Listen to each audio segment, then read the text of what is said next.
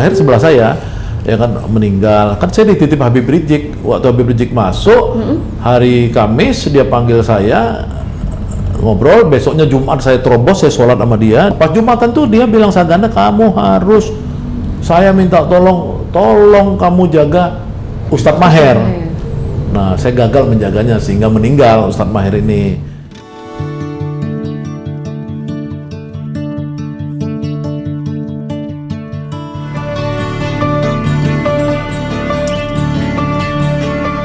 Beberapa tahun lagi Habib Rehan yang kasus ajan Haya ala Zihad, ya, kemudian Ustadz Marpaung yang dianggap mengejek wakil presiden karena dia bilang wakil presiden mirip seperti kakek Sugiono kan dulu kan. Kemudian ada lagi kasus yang dianggap mengejek polisi, mengejek Pak Muldoko, kemudian macam-macam ya. Itu di blog yang sama ya? Ya di blog saya. Nababan ada juga ya? Nababan itu ada juga yang mengejek Pigai.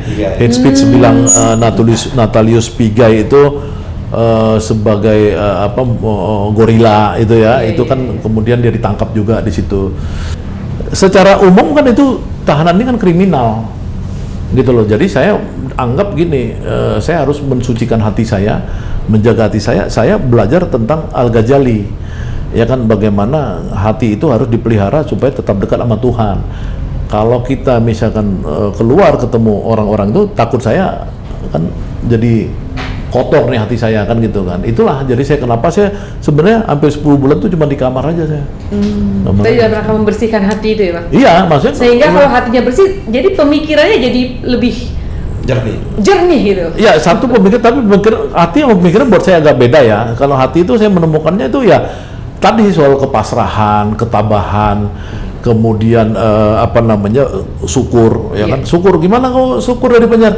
Ya syukur ketika saya membandingkan misalkan saya dengan tahanan lain yang meninggal. Yang meninggal kan 8 orang di sana. Ya kan, Ustadz Maher ya masuk betul. Masih muda. Waktu itu satu blok dengan Ustadz Maher. Iya, Ustadz Maher sebelah saya. Ya kan, meninggal. Kan saya dititip Habib Rizik. Waktu Habib Rizik masuk, hari Kamis dia panggil saya, ngobrol. Besoknya Jumat saya terobos, saya sholat sama dia di blognya dia. Kita bisa, alhamdulillah waktu itu Jumatan masih di musola yang sama. Tapi gara-gara Habib Rizik itu akhirnya dipisah blog saya Jumatan sendiri. Nah pas Jumatan tuh dia bilang, Saganda, kamu harus, saya minta tolong kamu jaga Ustadz Maher.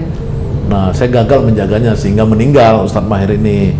Itu kesedihan saya. Nah itu kembali ke tadi itu, memang buku kedua itu akhirnya setengahnya itu bicara soal hati lah, soal bagaimana saya hubungan ilahiyah ya? Ilahiyah, bagaimana hubungan fardu ain tadi, ya kan, keluarga, ya ada ininya lah, apa namanya, kata orang sekarang melo. Ya, kira-kira gitulah, tapi kan manusia, itu kan manusiawi kan, kita harus agak berbeda pada waktu masih muda dengan sekarang kan. Iya, pokoknya kita harus mengenal Tuhan lah ya, istilahnya. Pada waktu masih mahasiswa kan. Iya, kalau masih muda kan kita nggak ada takutnya gitu, nggak ada juga peduli kan. Nah, terus itu dari buku kedua tuh setengahnya lagi, jadi buku kedua ada yang begitu, ada setengahnya lagi tulisan-tulisan saya yang pernah saya kirim ke RM Online ya, atas nama lain diterbitkan oleh RM Online. Kemudian ada tulisan saya terakhir memenuhi keinginan Habib Rizik. Waktu saya launching buku kan Habib Rizik pesan, Saganda kamu harus belajar Islam, ya kan. Nah kemudian Habib Rizik mengirimkan saya 3 buku pengajian dia di markas syariah itu tentang Islam. Kemudian buku dia satu tentang wawasan kebangsaan, satu lagi tentang liberal, anti liberal. Nah itu saya baca itu.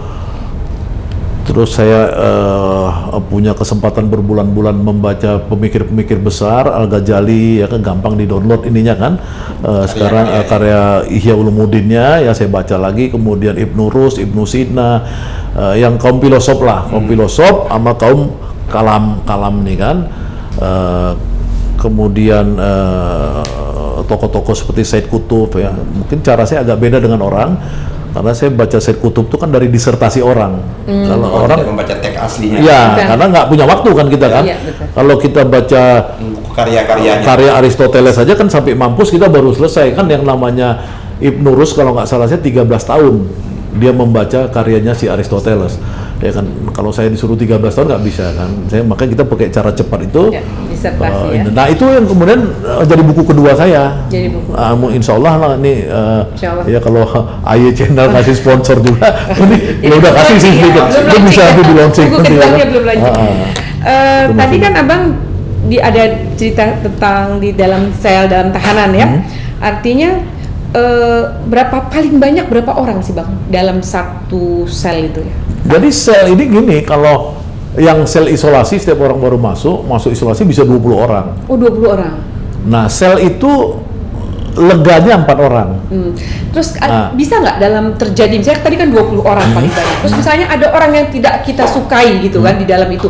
Terus ada nggak orang tuh yang misalnya dalam 19 orang itu melakukan suatu spontanitas, misalnya menghujat atau melakukan kekerasan fisik gitu di dalam penjara itu, mungkin nggak bang kalau dalam satu sel 20 orang itu terjadi bang? Jadi gini loh. Jadi sel itu kan kalau di absen kan semua orang masuk sel. Absen itu bisa 15, 17, kalau yang tadi 20 orang kalau di isolasi. Tapi mereka itu karena musim Covid, mereka boleh tidur di hall. Ada hall gitu loh. Jadi tempat sholat itu juga ya. ada tempat sholat juga ya kan tuh hall. Jadi nanti absen atau propos malam nih dikontrol propos. Propos tuh maksudnya penjara lagi dikontrol, propos masuk lagi ke dalam. Jadi nggak lama juga mereka. Kecuali yang isolasi dia bisa 17 orang itu lama gitu.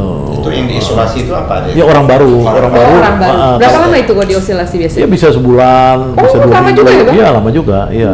Terus yang ada tragedi, kira-kira kita kan baru dengar nih terjadi pemukulan Kece, Iya, siapa Muhammad Kece ya di Iya, dalam tahanan itu kan? Ya saya kan udah di Itu luar ya, dimungkinkan, tapi saya kan udah kalau dengar melihat juga. situasi seperti tadi mungkin saja ya kalau ada orang tidak suka Mungkin bisa ya. waktu Pak Nababan itu dulu menghina Pigai, ya kan di dalam kan juga dia berhadapan dengan 2 orang hitam, satu orang Bangladesh, satu orang Nigeria. Iya. Badannya lebih besar. Badannya gede-gede nih orang Nigeria nih, kan dia tahu bahwa ini ngomong orang hitam itu gorila kan. Betul. Kemudian dia datang, dia mau cekek si Nababan, untung diselamatin sama Iya. yang Artinya sudah lain. pernah hampir terjadi juga waktu itu ya. Biasa, Iya. itu nggak bisa dipungkirin kan. Iya. Artinya yang tadi menghina Pigai juga ada orang lain yang tersinggung juga harus Iya dong, dicekekkan gitu. iya. Kalau Iya. menurut pandangan Bang Yani nih, kejadian pemukulan atau yang terjadi dalam tahanan tuh kalau menurut hukum bagaimana ya sebetulnya? Ini kan harus dilihat juga kan realitas yang ada ya kan. Pertama, baik rutan maupun lembaga pemasyarakatan kita itu kan over capacity. Terus yang kedua memang ada perilaku kan biasa tuh, tidak hanya di Indonesia, ini universal lah. Maka memang ada kemungkinan kalau ada orang baru atau orang-orang yang dianggap berbeda seperti itu bisa terjadi. Bahkan tidak hanya penganiayaan, terjadi pembunuhan juga bisa terjadi seperti itu. Dan di kita mungkin tidak sampai ke tingkat pembunuhan, tapi tingkat pemukulan itu juga terjadi seperti itu. Jadi kalau tadi hanya dalam konteksnya Bang Ganda menyatakan si Nababan hanya dianggap menghina ras kulit hitam kan, ada hal-hal yang paling mendasar yang mereka yakini, agama mereka bisa seperti orang. Kalau udah urusan agama ini orang siap terpanggil mati. semua ya, Terpanggil. Walaupun dia mungkin perilakunya tidak mencerminkan perilaku orang beragama. Artinya itu sebetulnya kalau kejadian seperti itu mungkin spontanitas ya, tidak direncanakan ya. Saya kira spontan. Artinya, itu kan di situ kan jarang ya kasus-kasus misalkan kayak pencabulan anak ya, tapi kan karena di situ nangani cyber, jadi pencabul anak itu di dalam konteks cyber ada beberapa kali masuk, ada 2 kali kalau nggak salah saya selama saya di situ, itu digebukin juga sampai habis.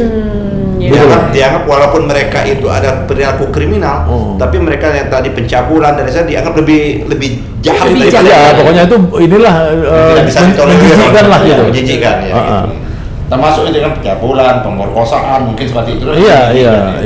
Jadi kalau memang ada yang katakanlah yang menistakan atau hak asasi atau agama tuh orang terpanggil semua dan spontanitas. Iya pasti. Pasti ya. Jadi kita nggak bisa juga bilang bahwa menyalahkan mereka sepenuhnya sebetulnya. Memang ya, kalau di lapas itu setahu saya, karena saya juga kan dulu pernah Di lapas juga. Di lapas juga, masuk penjara juga. Saya pernah lihat orang lagi tidur, kepala preman di penjara Kebonwaru dulu, dipukul orang rame-rame pakai besi, ya kan, nggak mati, dia bangun aja, kunaon dia, rame-rame gitu kan, bangun ya kan. Punya ilmu gitu. Ya punya ilmu kan. Iya, iya. Terus habis itu berantem balik kan, perang kan. Iya. Nggak pernah ada persoalan hukum. Iya, iya. Jadi misalkan ada isu kemarin saya lihat di Google antara Habib Bahar dengan Rian, Rian Sodomi ini yang membunuh orang, pembunuh pasangannya. Iya, Pembunuh iya, pasangan ya, Rian kan? Itu ya? Yang Rian ini kan ada Bukan yang Rian itu yang di Jawa Timur tuh yang Iya, gay itu ya, yang gay itu. Homoseks ya? Homoseks. Oh. Homoseks. Iya. Homoseks. Wah, nah kemudian mau diperkarakan ke polisi, ya kan? Ya itu kan dianggap Habib Bahar menipu atau mukul atau apalah kira-kira gitu. Itu minor sekali. Karena di penjara jangankan ini ya kan yang berlaku hukum penjara. hukum penjara. Penjara itu hukum penjara. Iya, penjara. Hukum penjara. Sehebat apapun berlaku Iya. hukum penjara. Iya, makanya saya kan gini, saya Termasuk mungkin Bang Ganda juga ya. Iya. Ada waktu masuk termasuk hukum harus menjalani hukum penjara pertama. Hukum penjara. makanya saya pertama kali masuk saya ditempatkan di tempat kepala penjaranya, kepala preman penjara. Iya kan, kepala preman penjara di blok belakang, yang kaya-kaya di blok depan VIP, ya kan. Nah, orang ini entah bagaimana caranya bisa tiap hari minum minuman keras, sulap. Satu hari dia COVID, ya kan, sama Jumhur juga nih, Desember nih COVID, diisolasi dia. Pada saat diisolasi, dia dikudeta sama wakilnya dia. Naik jabatan juga. Yang saya sebut tadi orang kita dari Timur tadi yang saya sebut. Dia marah kan? Karena apa? Karena itu kan soal income. Betul. Kekuasaan dia. Kekuasaan itu ada income-nya. Iya. Ini enggak. Di dalam Ya, kita pokoknya bicara penjara. ada Kita kekuasaan penjara. ya, juga ya. kita nggak bicara soal petugas officer. Saya Iya, nggak betul. ini Artinya di nggak ada. dalam penjara itu. Penjara, hukum penjara. lah. Ada uang masuk kan banyak kan Iya. kalau orang baru masuk. Ya namanya orang Bayar ini katanya bayar sel. bayar bayar keamanan lah, Iya, ya iya, kan, iya, iya. macam-macam. Nah, dia sakit hati, kemudian minta bantuan saya untuk menggulingkan. Menggulingkan tadi yang wakilnya itu, yang mengkudeta Pokoknya tadi. wakilnya ada rejimnya lah. Iya, dari oke. Nah, sampai akhirnya dia itu bagaimana caranya dia membuat si yang wakilnya yang ini setelah dia keluar dari sel isolasi selama sebulan itu supaya dia bisa pindah dari situ. Nah, itu pada gulipatnya gimana caranya? Pokoknya akhirnya dia bisa pindah dari situ, strukturnya lemah, kemudian dia udah menggalang orang, dia berontak gitu. Nah, saya ada di situ. Saya melakukan backup sehingga terjadi perubahan rejim. Nah, karena ini orang juga Perubahan rejim kekuasaan penjara. kekuasaan penjara sehingga penjara itu dengan adanya perubahan kepemimpinan, kemudian nggak berapa lama masuk kelompoknya Habib Rizik, maka di sana itu yang tadinya musolanya kecil menjadi kayak masjid lah, lebar, banyak orang zikir apa. Iya, Jadi iya. yang tiap hari Ada ada perbaikan dong, perbaikan. perbaikan orang itu. Termasuk fasilitas mandi dan sebagainya. Wah, ya. fasilitas tempat tidur apa segala gitu ya, banyak lah. Itu betul-betul hukum penjara yang lebih baik di Baris Krim itu, sehingga orang bilang pada akhirnya orang di situ berusaha tidak mau pindah karena dia takut pindah ke lapas atau ke rutan menjadi kenyamanannya hilang atau masuk lagi hukum penjara yang pertama. Hukum yang pertama lagi. Nah itu. Nah jadi saya ngalamin. Nah setelah tenang, setelah saya menitipkan hal-hal penting buat RT namanya situ, RT itu. Kan Tapi artinya waktu terjadi di kudeta ini, terus begitu dia keluar dari isolasi tidak terjadi bentrok. Ya bentrok, hampir Jadi artinya terjadi bentrok. hampir perang. Nah untung kan ketua RT-nya sebelumnya itu kan si Maria Paulina. Yang ini BNI, kasus BNI. Pembobol bank BNI Iya. ini kan. Iya. Nah dia ini kan naif, dia sebenarnya cuma ketempuhan aja. Karena dia punya uang dipinjem ya kan sama ini untuk supaya kepentingan-kepentingan di penjara itu bisa dibantu ya kan. Nah kemudian dia bilang, emang lu pada tahu apa orang ngumpul rame, Jadi RT itu enak, gua nombok, tahu nggak dia bilang, ya kan? Gua nombok, siapa aja yang mau RT ini gua serahin nih sekarang, dia bilang kan. Tiba-tiba ada orang culun ngangkat tangan, saya mau RT, dikasih, itu perubahan gitu. Tapi kondisinya karena perang tadi, udah perang antara faksi ya.